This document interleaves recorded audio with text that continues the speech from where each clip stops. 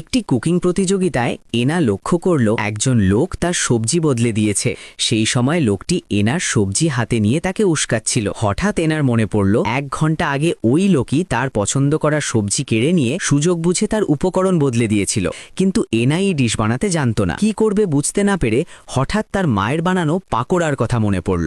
সে ঠিক করল পাকোড়া বানাবে। সে সবজি পরিষ্কার করে পানিতে ফুটতে দিল এবং সঙ্গে সঙ্গে ময়দা মাখতে শুরু করল, কিন্তু সময়ের সঠিক ধারণা না থাকায় সবজিগুলো বেশি সেদ্ধ হয়ে গেল। ঠিক তখনই প্রতিযোগিতার কাউন্টডাউন শুরু হয়ে গেল। অন্য শেফরা তাদের রান্না শেষ করে ফেলেছিল। হোস্ট ঘোষণা করল সময় শেষ। এনা সময় মতো রান্না শেষ করতে পারল না। রাগে সে সেই লোকটিকে প্রশ্ন করল, কিন্তু তার প্রতিদ্বন্দ্বী তাকে নিয়ে হাসাহাসি করল। শেষ পর্যন্ত এনা প্রতিযোগিতায় হেরে গেল।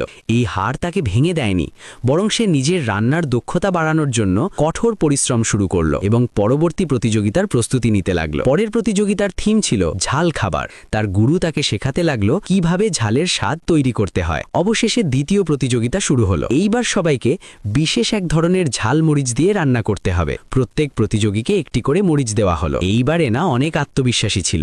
সবাই ভিন্ন ভিন্ন পদ্ধতিতে রান্না করছিল, কিন্তু এনা মরিচ সরাসরি রান্নায় দেয়নি, বরং সে সেটিকে পানিতে ফুটতে দিল।